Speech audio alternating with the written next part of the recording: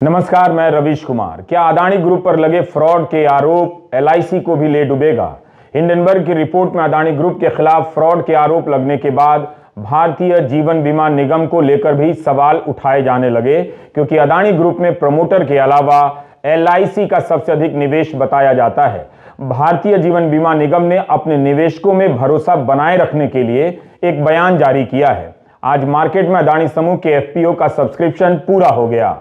Abu Dhabi के एक समूह ने $400 मिलियन का निवेश कर दिया है। क्या इसके पीछे भी कोई राज है?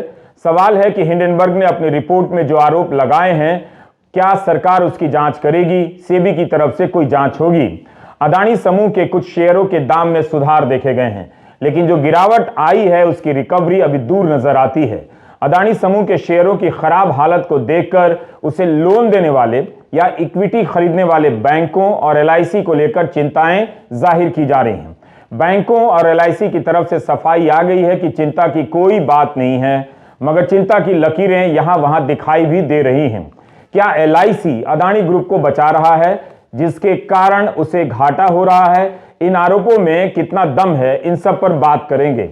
आप देख रहे हैं रवीश कुमार ऑफिशियल। हम यूट्यूब पर भी हैं और फेसबुक पर भी। इस खबर को ध्यान से देख लीजिए। मिंट अखबार में छपी है। शाइन घोष की खबर में 2 वरिष्ठ बैंकरों से बातचीत का ब्यौरा है। इन बैंकरों के नाम नहीं है, ऑफ रिकॉर्ड बयान है। मिंट लिखता है कि 2 वरिष्ठ बैंकरों ने कहा है कि भारतीय रिजर्व बैंक ने उनके बैंक से जानकारी मांगी है कि अदानी ग्रुप में कितने पैसे लगे हैं। यह पिछले हफ्ते की बात है। इसका मतलब है कि बैंकों ने जो लोन दिए हैं या निवेश किए हैं, उसके डूबने की आशंका को लेकर रिजर्व बैंक भी चिंतित है। शाइन घोष की रिपोर्ट में लिखा है कि हिंडनबर्ग की रिपोर्ट आने के बाद बैंकर सतर्क हो गए हैं। भले ही अदानी ग्रुप ने हिंडनबर्ग की रिपोर्ट को दुर्भावनापूर्ण से लेकर फर्जी बताया है, झूठ का पुलिंदा बताया है, लेकिन बाजार के भीतर इसे लेकर कान खड़े हो गए हैं। हिंदी प्रदेश के दर्शकों, क्या आपके अखबारों में यह सब विस्तार से छप रहा है? आप अखबार और चैनल के पैसे देते हैं। आप सिंपल हिसाब समझिए, आपकी जेब पर डाका डाला जा रहा है और आपसे ही पैसा लेकर अखबार और चैनल उसकी खबरें गायब कर दे रहे हैं। अगर ऐसा नहीं हो रहा है तो अच्छी बात है, लेकिन ऐसा हो रहा है तो क्या ये अच्छा है? गोदी मीडिया से पूछिए कि भारत की सबसे बड़ी कंपनी समूह पर फ्रॉड के आरोप लगे हैं, उसकी क्या रिपोर्टिंग है? क्या खारिज कर देने से काम हो जाता है? मिंट की रिपोर्ट कह रही है कि बैंक सतर्क हो रहे हैं, भारतीय रिजर्व बैंक उनसे पूछ रहा है। फिर ये सारी बातें ऑफ रिकॉर्ड क्यों छप रही हैं? भारतीय रिजर्व बैंक को ऑन रिकॉर्ड आकर कहना चाहिए कि उसकी चिंताएं क्या हैं, क्यों बैंकों से पूछा जा रहा है। ऑन रिकॉर्ड होगा तो लोगों में ज्यादा भरोसा बनेगा। मार्केट का पैसा डूब रहा है या डूबने वाला है और यहां ऑफ रिकॉर्ड का ड्रामा चल रहा है। अभी तक सेबी की तरफ से भी कोई जवाब नहीं आया है। आज भी शेयर बाजार में अदानी ग्रुप की कई कंपनियों के शेयरों के दाम गिरे हैं, कुछ कुछ के बढ़े भी हैं। सीएनबीसी टीवी 18 से अदानी ग्रुप के मुख्य वित्तीय अधिकारी जुगशिंदर सिंह जी ने कहा है कि अदानी ग्रुप भारतीय state bank, Punjab national bank, bank of Baroda से डील करता है। अदानी ग्रुप पर $30 अरब का कर्जा है, जिसमें से $9 अरब का कर्जा भारतीय बैंकों का है। प्रतिशत के हिसाब से भले ही विदेशी संस्थाओं ने अदानी ग्रुप को ज्यादा लोन दिए या किसी और रूप में निवेश किए हैं, लेकिन भारत के सरकारी बैंकों की हिस्सेदारी इतनी भी मामूली नहीं लगती कि हम फिक्र ही ना करें। खबरें छपी हैं कि पिछले 2-3 सालों से अदानी समूह को दिया गया भारतीय बैंकों का लोन घटता जा रहा है और जीवन बीमा इस ग्रुप के शेयर खरीदता जा रहा है। तो भारतीय बैंकों का लोन कम हुआ, मगर एक भारतीय कंपनी की इसमें हिस्सेदारी बढ़ती चली गई, उसके शेयरों को खरीदती चली गई। क्या इसे किसी पैटर्न के रूप में देखा जा सकता है कि लोन का हिस्सा कम कर निवेश का हिस्सा बढ़ा दिया जाए? हम इन मामलों के विशेष जानकार तो नहीं हैं, इसलिए सहज बुद्धि से सवाल कर रहे हैं। वैसे अदानी ग्रुप संकट में आया तो उसे लोन देने वाली विदेशी संस्थाएं भी संकट में आ सकती हैं और तब यह भारत की छवि के लिए अच्छा नहीं होगा। इन विदेशी संस्थाओं ने इसी भरोसे लोन दिया होगा कि भारत की कंपनी है तो नियम कानून से चलती होगी, कोई फ्रॉड हो ही नहीं सकता। हिंडनबर्ग की रिपोर्ट के आने के बाद जिस तरह से पहले की कंपनियां बर्बाद हुई हैं, अगर वैसा कुछ हो गया तो क्या भारतीय बैंक या विदेशी संस्थाएं इस झटके को बर्दाश्त कर पाएंगी? क्या इसीलिए भारतीय रिजर्व बैंक ने बैंकों से उनके लोन का हिसाब पूछा है, जिसकी रिपोर्ट मिंट में छपी है? अगर भारतीय बैंकों पर किसी भी तरह का खतरा है तो भारत पर यह हमला बाहर से नहीं हुआ है, अंदर से हुआ है। क्या इसलिए भी अदानी ग्रुप को अज्ञात तरीके से बचाने की चर्चाएं चल रही हैं और चलती रहेंगी, मगर तथ्य कभी सामने नहीं आएंगे कि यह सत्य है या झूठ है? अदानी ग्रुप हमेशा ऐसी बातों को गलत बताता रहा है। सवाल है कि अदानी ग्रुप की कंपनी का रिकॉर्ड इस तरह का क्यों है, उसकी साख ऐसी क्यों है कि एक रिपोर्ट भर से शेयरों के दाम 4 दिन से गिरते ही चले जा रहे हैं? क्या यह भारत पर भीतर से हमला नहीं है? क्या ऐसी कमजोर कंपनियों के सहारे भारत आर्थिक जगत में अपना सीना फुला रहा है, जो एक रिपोर्ट के आने भर से भारत पर हमला चिल्लाने लग जाती हैं और उनके शेयरों के दाम गिरने लग जाते हैं? Do you get my point? Punjab national bank के मुख्य कार्यकारी अधिकारी AK गोयल का मिंट में बयान छपा है कि उनके बैंक ने अदानी ग्रुप को 7,000 करोड़ रुपए के कर्ज दिए हैं। CNBC TV 18 को भारतीय स्टेट बैंक ने भी कहा है कि रिजर्व बैंक जितनी इजाजत देता है उससे बहुत ही कम स्टेट बैंक ने अदानी ग्रुप को लोन दिया है या किसी तरह का निवेश किया है। बैंक पूरी तरह से सुरक्षित हैं। स्टेट बैंक के प्रबंध निदेशक ने CNBC TV 18 से कहा कि अदानी ने जो भी खरीदा है उसमें भारतीय बैंकों की हिस्सेदारी नहीं है, एक्विजिशन में विदेशी बैंकों या संस्थाओं की है। CNBC TV 18 की रिपोर्ट में लिखा है कि भारतीय स्टेट बैंक ने यह नहीं बताया है कि अदानी ग्रुप पर बैंक का कितना लोन है। हांगकांग के capital markets and investment group CLSA का हवाला देते हुए अखबार ने लिखा है कि अदानी ग्रुप की चोटी की 5 कंपनियों पर 2 लाख करोड़ से अधिक के उधार हैं। भारतीय बैंकों ने 81,000 करोड़ से ज्यादा के लोन दिए हैं। स्टेट बैंक ने कहा है कि हम बिल्कुल भी चिंतित नहीं हैं। CLSA ने भी कहा है कि भारत के सरकारी बैंकों के लोन की हिस्सेदारी बहुत ही कम है, यानी विशेष चिंता की बात नहीं। भारत के सरकारी बैंक चिंतित नहीं हैं और भारतीय बैंकों ने अपनी क्षमता की सीमा से कम ही लोन दिए हैं। आपको एक पुरानी खबर की याद दिलाना चाहता हूं इसी बात पर। 2011 के साल में इसी तरह एक और रिपोर्ट आई थी, तब विजय माल्या ने भी खंडन कर दिया था। आज विजय माल्या कहां हैं आप जानते हैं? 16 सितंबर 2011 के टाइम्स ऑफ इंडिया की यह खबर आप देख लीजिए। उस वक्त कनाडा की एक रिसर्च कंपनी वेरिटास ने इसी तरह की रिपोर्ट प्रकाशित की थी कि किंगफिशर एयरलाइंस अपने रिकॉर्ड ठीक से नहीं बताती है। कंपनी के बही खाते में कई सारी गड़बड़ियां दिखाई पड़ती हैं। अपने कर्जे को यह कंपनी कम बताती है। तब विजय माल्या ने ठीक वही कहा जो आज अदानी ग्रुप ने कहा है। इसे दुर्भावनापूर्ण और सनसनीखेज बताया था। विजय माल्या ने तब भारत पर हमला नहीं कहा था, अदानी ने इसे भारत पर हमला बोला है। अगर उस समय विजय माल्या कनाडा की कंपनी की इस रिसर्च को भारत पर हमला बताते तब क्या होता?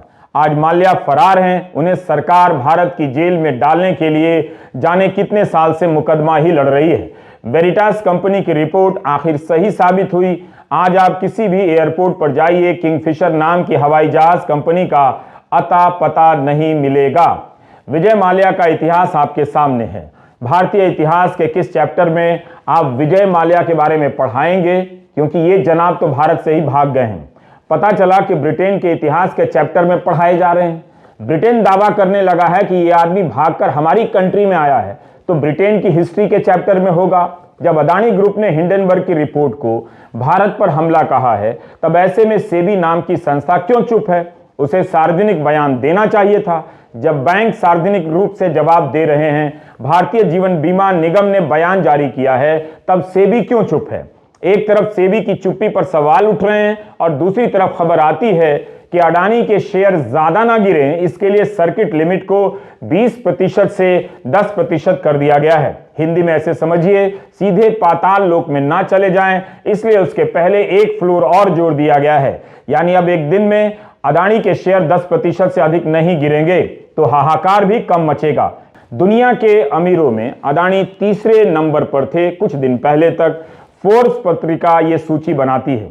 जब से हिंडनबर्ग की रिपोर्ट आई है, अडानी तीसरे नंबर से 11वें नंबर पर आ गए हैं। 24 जनवरी को हिंडनबर्ग की रिपोर्ट आती है और 2 दिन के भीतर 51 अरब डॉलर की पूंजी हवा हो जाती है। सोमवार के दिन गिरावट के बाद रॉयटर ने लिखा कि 70 अरब डॉलर यानी 5,70,000 करोड़ से भी अधिक की पूंजी हवा हो गई। किसी की पूंजी का भाव इतना कम हो जाए, वो भी फ्रॉड के आरोप लगने के बाद, हर तरह से चिंता की बात है। फोर्ब्स की सूची देख रहा था, इसमें आज अदानी और अंबानी आगे पीछे नजर आए। इसी तरह अदानी ग्रुप के शेयरों में गिरावट आती गई तो एक बार फिर से अंबानी उनसे आगे निकल सकते हैं। क्या तब अंबानी पार्टी देंगे और इसे भारत की जीत बताएंगे? भारत पर यह कैसा हमला है कि एक भारतीय अदानी नीचे की तरफ सरकते जा रहे हैं और एक भारतीय अंबानी ऊपर की तरफ उठते नजर आ रहे हैं? यह हमला हो रहा है या झूला झुलाया जा रहा है? I do not want to speak in English again and again, you understand on your own. क्या विपक्ष जीवन बीमा और बैंकों की पूंजी को लेकर बेवजह शोर कर रहा है? सीपीएम ने तो हिंडनबर्ग की रिपोर्ट के बाद उच्च स्तरीय जांच की मांग की है।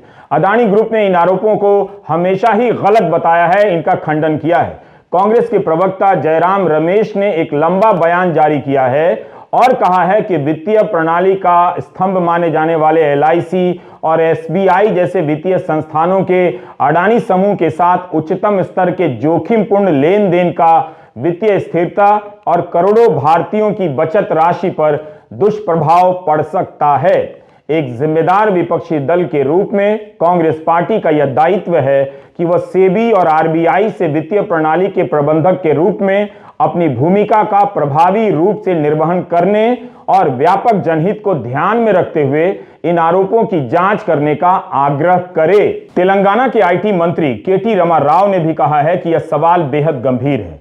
क्यों जीवन बीमा का 77,000 करोड़ और स्टेट बैंक ऑफ इंडिया का 80,000 करोड़ रुपया अदानी समूह में लगा हुआ है? किसके कहने से ऐसा किया गया? इस पूरे एपिसोड में किसकी भूमिका रही होगी?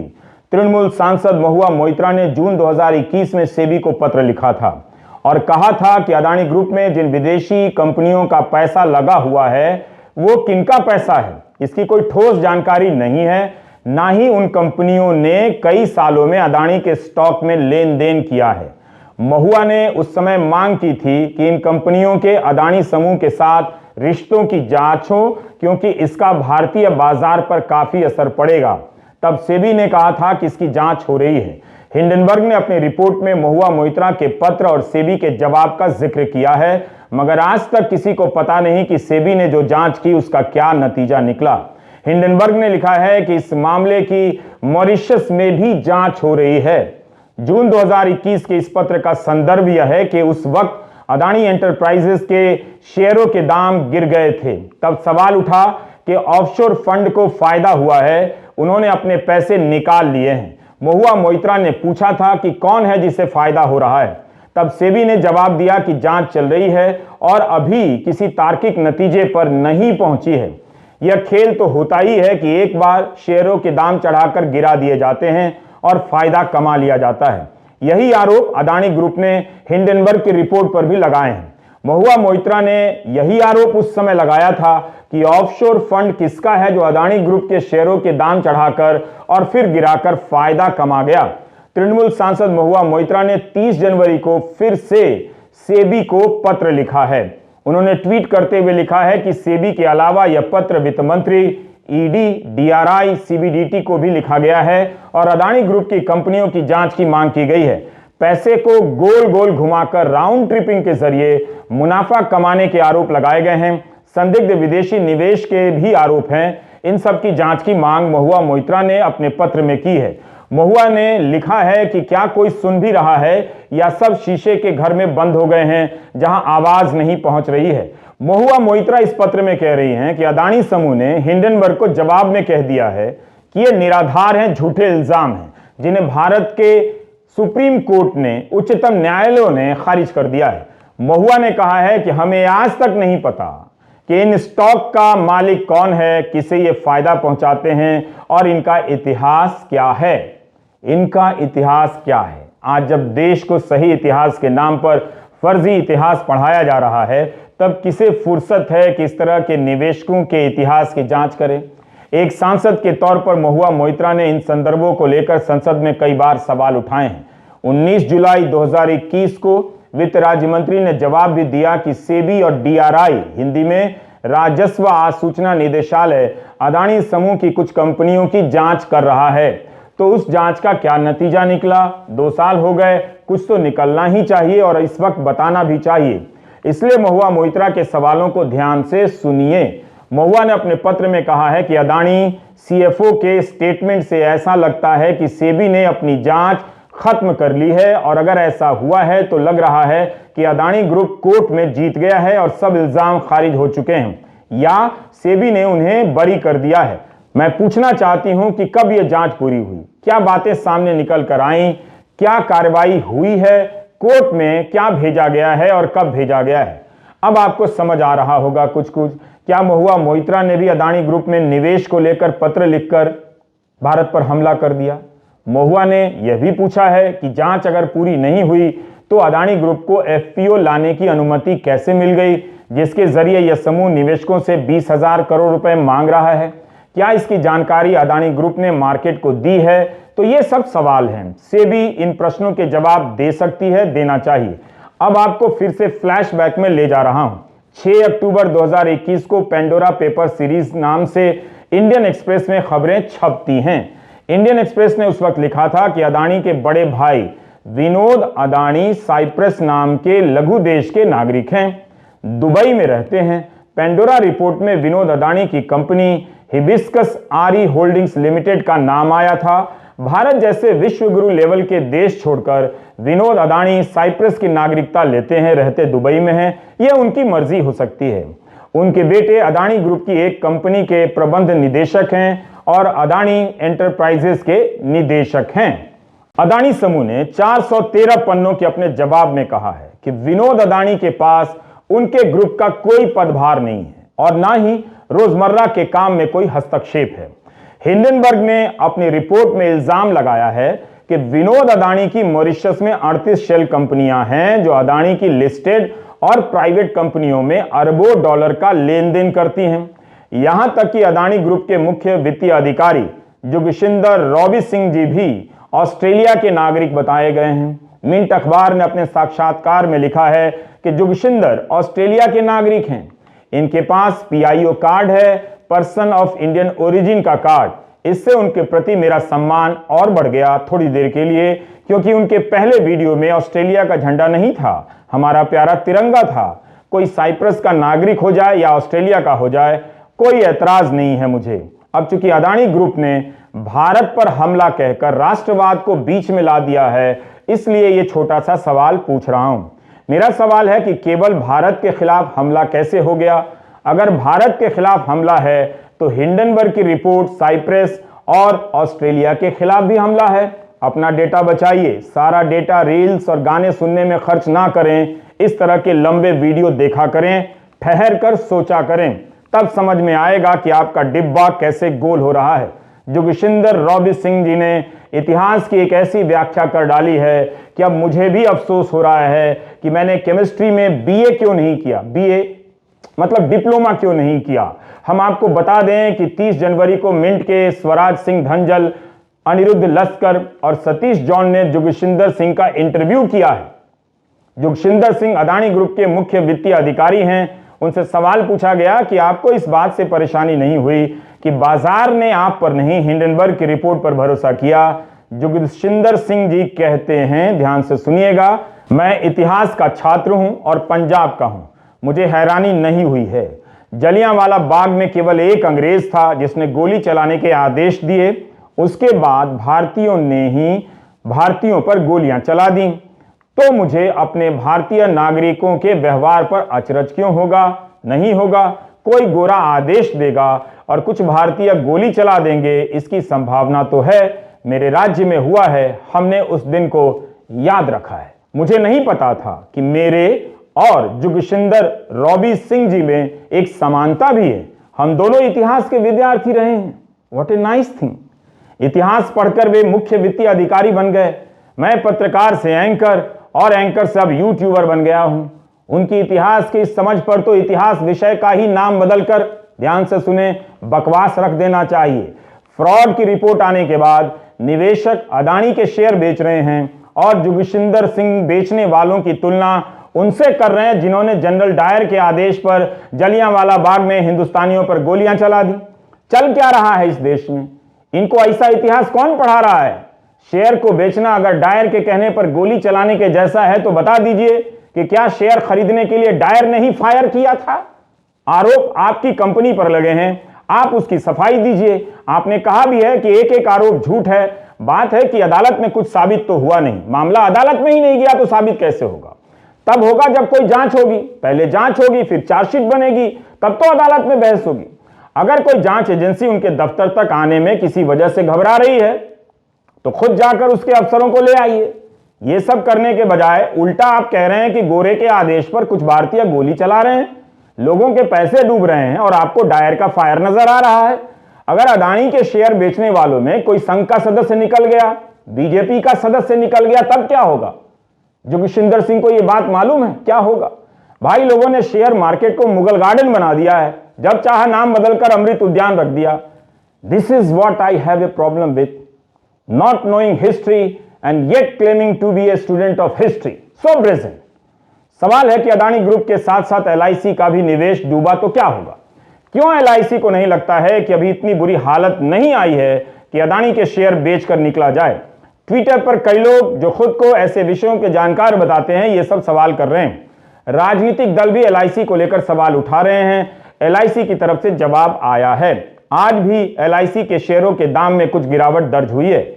इस जवाब में बताया गया है कि 31 दिसंबर 2022 तक अदानी समूह में भारतीय जीवन बीमा निगम ने 35,915 करोड़ रुपए का निवेश किया था। इसमें इक्विटी भी है और कर्ज भी है। अदानी समूह की सभी कंपनियों में 30,127 करोड़ की इक्विटी खरीदी गई थी, जिसका मूल्य 27 जनवरी तक 56,142 करोड़ था।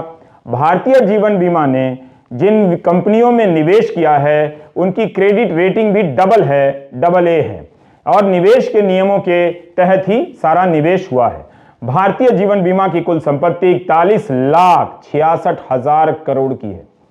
इसके अनुपात में अदानी ग्रुप में 1% से भी कम पैसा लगा है।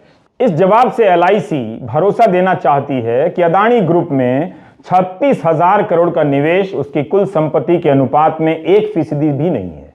इसलिए चिंता मत कीजिए। कांग्रेस अध्यक्ष मल्लिकार्जुन खड़गे ने आरोप लगाया है कि 2 दिनों के भीतर जीवन बीमा के शेयरों के भाव में 22,442 करोड़ रुपए की गिरावट आई है। एलआईसी ने अदानी ग्रुप में पैसे क्यों लगाए हैं? यह एक तरह की लूट है। जीवन बीमा के प्रबंध निदेशक राजकुमार का बयान बिजनेस स्टैंडर्ड में छपा है कि अदानी के एफपीओ में 300 करोड़ का निवेश बोर्ड की मंजूरी के बाद ही किया गया। आगे और निवेश का प्लान नहीं है।